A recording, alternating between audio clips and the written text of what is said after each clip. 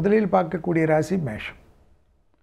ஏதோ மனதில் சும்மாவே நீங்களாகவே ஏதாவது ஒரு குழப்பத்தை ஏற்படுத்தி கொண்டால் யாரும் ஒன்றும் செய்ய முடியாது.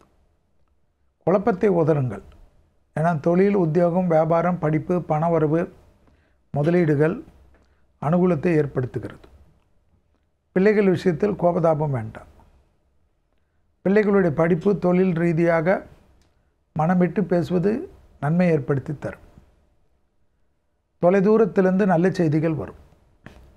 வயிற்று சம்பந்தப்பட்ட உபத்திரத்தில் மட்டும் மிக மிக கவனமாக இருந்தால் போதும்.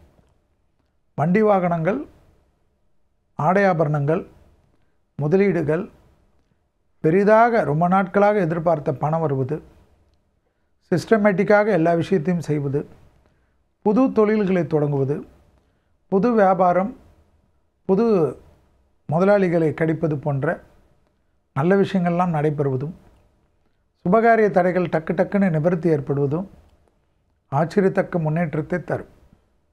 முருகரை பிடித்து கொள்வது மன அழுத்தத்தை தீர்த்து கொடுக்கும். நரசிம்மரையும் பிடித்து கொள்ளுங்கள். நரசிம்மர் கவசத்தை கேட்க கேட்க மேஷராசிக்காரர்களுக்கு அற்புதமான 15 நாட்களாக காணப்படுவது கண்கூடாக பார்க்கலாம்.